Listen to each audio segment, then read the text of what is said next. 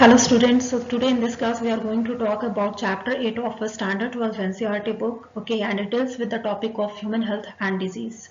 And firstly, let us see what is meant by health. So health basically means complete physical, mental and social well-being. That is, a person has to be physically, mentally and socially fit for that person to be called as healthy. What generally happens is that when we are considering the health of a person, we see it in terms of physical well-being only. That is the presence or absence of a disease. Okay, we do not generally consider the presence or absence of a stress in the person, or whether the person is sociable or not. Okay, these two criteria are generally not considered, but in actual, okay, all these three criteria have to be considered while deciding whether a person is healthy or not. Okay, so whether the disease it is present or it is absent. Okay, the stress it always has to be absent. Okay, sociable, yes, the person always has to be sociable. Okay, the person should be socially active. Okay, for that person to be called healthy. Okay, and disease free, obviously. Okay, so any person who is disease free, who is stress free and who is sociable, okay, who is sociable, that person is healthy. Okay, such a person is healthy in actual sense. Okay, now let us see that how our mental health, physical health and social health, it is all interconnected. Okay, so let us see mental health first. Okay, mental health is generally decided by the presence or absence of stress. Okay, and a person can get a stress due to lack of sleep. Okay, or excess workload, right? Or there can be lack of sleep or excess workload, or any sort of negativity that we see around us. Okay, in terms of any news on social media or TV or in newspapers, or the wars that are going on around the world, or the pandemic that is going on right now, that is the coronavirus pandemic, it all leads to negativity in a person. Okay, and what it all does, it leads to release of negative hormones, release of negative hormones in our system. Okay, the hormones that are released when we are negatively affected by our surroundings or due to physical exhaustion. Okay, so now what happens is that this leads to release of negative hormones, and this affects our body or our system in a way that organ damage occurs. Okay, organ or tissue damage occurs, so that now we are diseased. Okay, now our physical health, okay, our physical health is hampered. And now what happens is that when a person who is mentally not fit, or who is sad, who is ill or diseased, okay, that person's social life is going to be impacted anyways, isn't it? Because that person will now find ways to avoid public appearances, or to go to any social gathering or any family functions, because that person feels that I'm not physically fit, I'm not looking good enough, I'm not mentally fit, I'm always talking about negative things, so that person's social life is impacted anyways. So this is how physical health, mental health and social health, they all are interconnected. Okay, but because we are talking about biology, okay, we will deal with the physical context of health in this chapter. So now let us see the physical factors that affect our health. So the physical factors, there are generally three factors physically that affect our health, and these are genetic factors, infections or lifestyle. Okay, so when we talk about the genetic factors, there are diseases that are inherited, okay, from the parent to the progeny. Okay, from the parent to the progeny, these diseases, they are inherited and they cannot be cured. Okay, they can not be cured. They, their symptoms can only be controlled. Okay, controlled, and in some senses they in some contexts they can also not be controlled. Okay, like Down syndrome or autism, we cannot control them. We can only help these people to gel up with us socially. We can help them to maintain a active social life, or to have a active or positive mental health, so that their physical health will not be impacted much, right? And then there is phenylketonuria, in which with the help of diet, okay, we can control this disease, but we cannot cure it. Okay, then we have infections. Okay, these infections, they are caused by pathogens, isn't it? They are caused by pathogens, and these pathogens, they can be, these diseases, they can be curbed or prevented by maintaining a good hygiene. Okay, by maintaining hygiene in context of the food we take, the water we drink, or our surroundings. Okay, then we have diseases that occur due to a poor lifestyle. Okay, diseases that are caused due to unbalanced diet, that is due to a fat-rich diet or carbohydrate-rich diet, or the diet that lacks the required or the essential nutrients or the vitamins or the minerals that are required for the proper functioning of our body.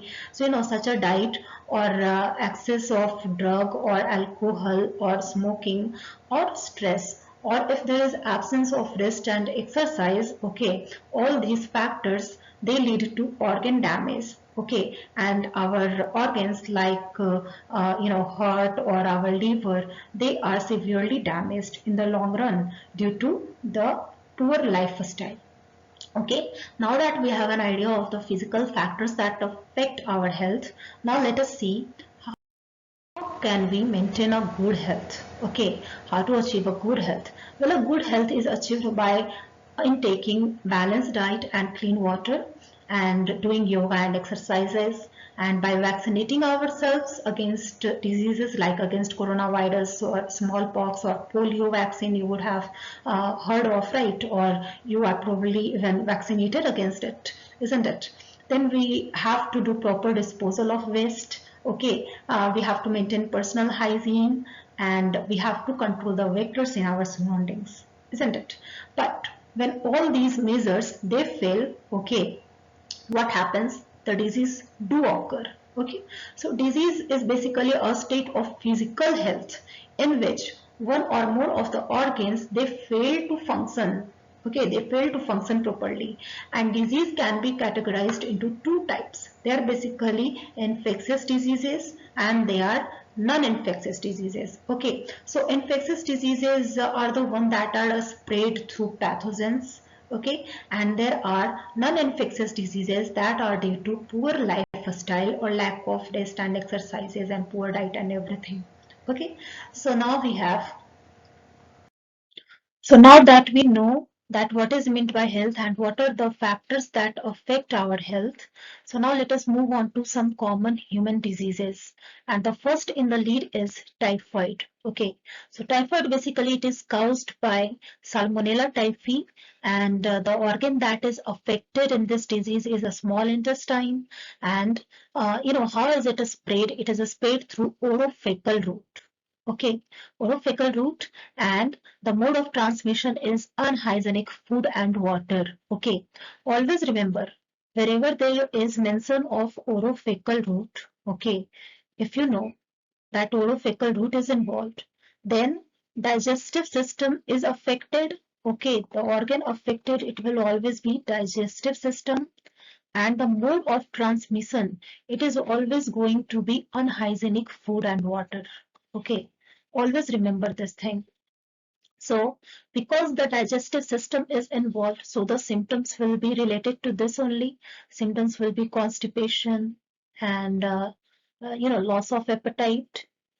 And due to loss of appetite, that there will be weakness in the person, right? The person will feel weak. His immune system will be challenged, isn't it? Because now the immune system will try to deal with the microbe that is causing typhoid, that is Salmonella typhi. Okay, and when the immune system will act against it, the you know fever will result, the inflammation or the fever will result, and headache will occur. And in severe cases, if the disease it goes untreated, then it will lead to intestinal perforation and ultimately death. Okay. Then we have pneumonia. In pneumonia, the organ that is affected is lungs. Okay, and it is caused by Streptococcus pneumonia and also by Haemophilus influenza. Okay, and the symptoms, as it is related to lungs, so the symptoms are related to respiration, isn't it? It is very easy to guess that the symptoms will be related to respiration, and the person will feel cough for sure, isn't it? And as the immune system it will come into action, then fever and chills will also occur. And then in severe cases, the lips and fingernails, okay, they turn gray to bluish. Why it happens? Because there is problem with respiration in this case, isn't it? And if there is problem in respiration, then the body it is devoid of oxygen. Okay, the oxygen level it goes down, and hypoxic, okay, hypoxic situation results. That is low oxygen levels. Okay, and due to this only the lips and the fingernails they turn gray to bluish in color. Okay, and how it is sprayed? Well, it is sprayed by touching any of the object that is used by the infected person.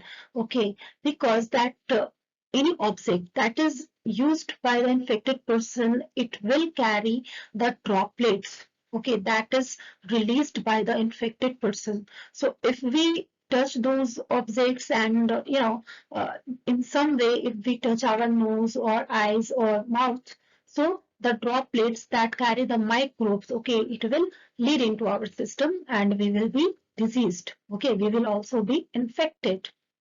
So now let's see the protozoan infection. Okay, so first in the lead is malaria. Okay, malaria is basically caused by Plasmodium group of species. They are a kind of protozoan. Okay, they are a type of protozoan.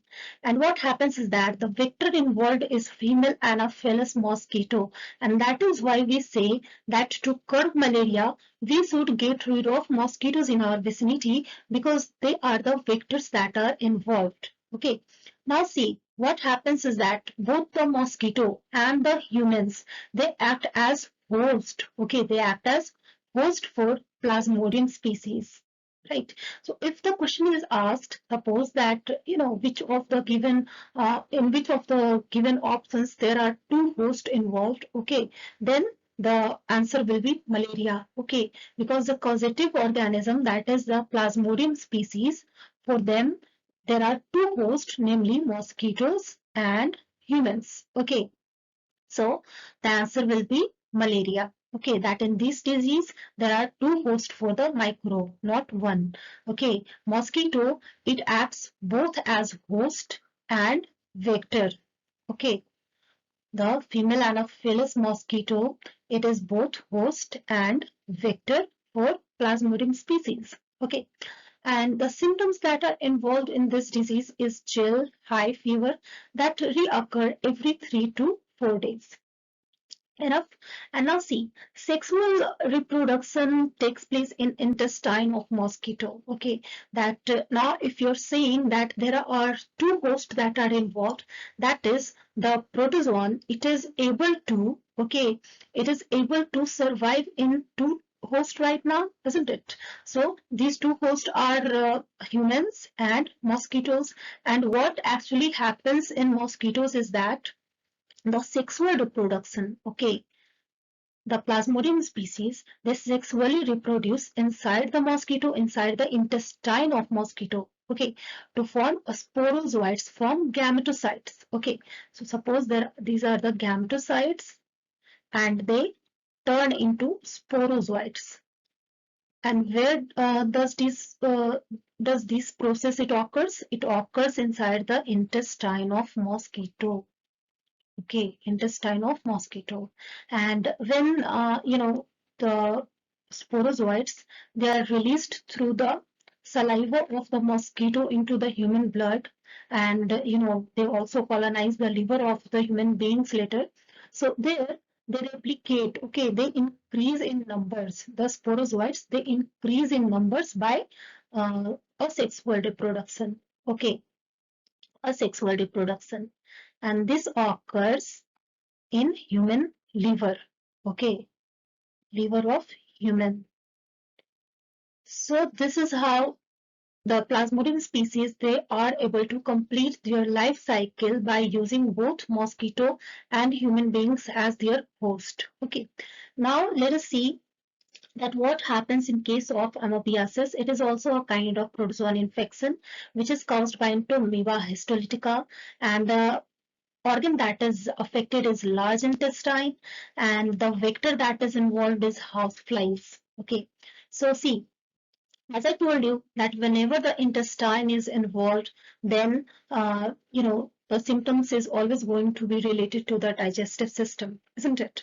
So the symptoms will be constipation, abdominal pain, cramps, and a stool. They have been observed to carry mucus and blood clots. Okay, so these are the uh, ways. This is the way in which amoebiasis it occurs, and in the amoeba histolytica, this microbe, this protozoan, preferably say, okay, it is spread. Okay, it is transmitted from one human to the another by using house flies as vector. Right. So now let us move on to the worm infections. Among worm infection, the first infection is Ascariasis. It is caused by the roundworm. Okay, and the organ affected again is a small intestine, and the carrier, the mode of transmission, it will be orophacal route. As I told you, that whenever there is small intestine being infected, then the symptoms, it will be related to digestive system. The improper functioning of digestive system will occur, and it is always going to be transmitted through orophacal route by using unhygienic food and water. Okay, so now see, because the ascaris, they are affecting the small intestine, and they are spread through orophacal route by using unhygienic food and water. So the symptoms will be related to digestive system, and it will include internal bleeding, muscular pain, fever, anemia, and blockage of the intestinal passage. Okay, so these are the symptoms that are observed when a person is infected with roundworm, okay, or ascaris. Now what happens in case of elephantiasis or filariasis, which is also known as filaria generally? Okay, so this disease or this infection, it is caused by Wuchereria species, okay, preferably Buchereria malai. Okay, and what it does, it infects the lymphatic system of the lower limbs. Okay, so that now the infected area, it gets unusually swelled up. Okay, there is unusual swelling that is observed in the infected area, and the infected area is preferably the lymphatic system of the lower limbs. Okay, and these are transmitted through mosquitoes. And as you would see in all these infections, okay, the vectors are either mosquitoes, right, as in malaria or in filaria. So in all these diseases, you will see that mosquito is the vector, and that is why we say that we have to keep our surroundings clean. Okay, so as to curb these diseases, so as to prevent these diseases, okay, we have to keep our surroundings clean.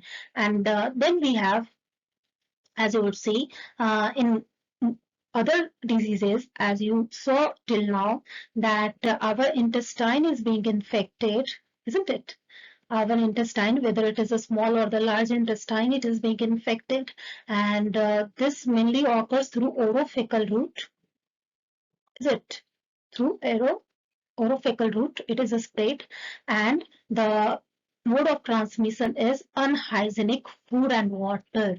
Okay, unhygienic food and water. So that is why we say that we have to maintain personal hygiene also. Okay, besides taking balanced diet, we also have to be cautious about whether our diet or whether our food, it has been prepared through hygienic methods or not, whether the water that we are drinking, it is clean or not. it should not contain any sort of microbe or pathogen in it, so that we will be getting infected or we will become, diseased. It should not happen in that way. So now, after this, let us see the fungal infections. Okay, among fungal infections, the one we have to read in the NCERT book is about the ringworm. Okay, the ringworm, basically it is caused by Microsporum, Trichophyton and Epidermophyton. Okay, and the organs that are infected, they are skin, nails and scalp. And what happens is that dry scaly lesions, they are observed, okay, on skin, nails and scalp. We have dry scaly lesions and they are, very itchy in nature. Okay, they are the person who is infected by the ringworm, or the person who is facing ringworm. What happens in that person is that there are dry scaly lesions that are intensely itching in nature. Okay, so now let us see the mode of transmission. Transmission takes place by direct or indirect touch with the infected person. That is by using objects used by the infected person. Okay, so even if because see, the organs infected are nails, scalp. So if you will use like a nail cutter that has been used by the infected person, or suppose if you use the comb that has been used by the infected person, or suppose you use anything like a towel which has been used to wipe the skin of the infected person. So if you use these objects, you are also going to be infected by the same disease, that is the one which is caused by the fungus Microsporum, Trichophyton or Epidermophyton. Okay, so you are also going to get infected. That is why we have to maintain personal hygiene. Okay, personal hygiene is very much required in this case. Personal hygiene is the key here. Okay, and now let us see the common cold. Okay, the cold that we get generally when the seasons are changing. Basically, mostly that is the case. Okay, the common cold that we get, and it is caused by rhinovirus. Okay, and organ infected is nasal passage, and the symptoms that we see are nasal congestion and nasal discharge, sore throat, hoarseness in the voice, cough, headache, and tiredness. Okay, and it all lasts for 3 to 7 days. Okay, and even whether the immune system of the person it is strong and how much strong it is, based on that the disease gets cured on its own, or you might need some treatment. Okay, or whether you have a strong or you have a weak immune system, or how much strong is your immune system, it might take anywhere between 3 to 7 days for common cold to be cured. And the mode of transmission, it is transmitted by inhaling droplets that are released by infected person. Okay, so if there is inhalation of the droplets that has been released by the infected person, then you will be getting infected by the rhinovirus, and your nasal passages it will be infected, and the nasal congestion, discharge, sore throat, and hoarseness in the voice, tiredness, cough, all this will be the symptoms that you will face. Okay, so this is also prevented by maintaining personal hygiene. Okay, so now that you see, so now that we know that what is meant by health, okay, that is the complete physical, mental, and social well-being, and the kind of diseases that we talked about, okay, that can result either due to genetic factors or due to poor lifestyle, isn't it? Genetic factors or due to poor lifestyle, or they can be due to pathogens, that is they can be infectious in nature. Okay, they can be infections. So all these diseases, out of these we studied about the infectious diseases in detail right now at the end, isn't it? We studied about the infectious diseases, out of which we have observed that we can write out a summary about this, that how these diseases are being transmitted. Okay, as suppose They are transmitted, due to lack in the personal hygiene, okay, or due to intake of unhygienic food and water, isn't it? Food and water, or they are transmitted by vectors like mosquitoes and flies, house flies. Is it? House flies. So now what can we do? Okay, to get rid of the diseases like ringworm or common cold, that can be prevented by maintaining personal hygiene. Okay, so we can prevent these diseases by maintaining personal hygiene, and the diseases typhoid typhoid that are spread due to unhygienic food and water intake. Okay, we can prevent these diseases from occurring by maintaining good, maintaining to drink clean water and food that has been prepared under hygienic conditions. And the diseases like malaria or filaria that are caused or that are spread by vectors such as mosquitoes or houseflies. Okay, we can also curb these diseases by maintaining the spread by curbing the spread of these vectors. Okay, so these are the ways in which the infectious diseases, they can be curbed. Now, the next topic in the lead, it will be about immunity. Okay, immunity. This is the topic which is next in this chapter, and we will deal with this in the next session. So see you in the next session. For that time, have a good day. Keep studying.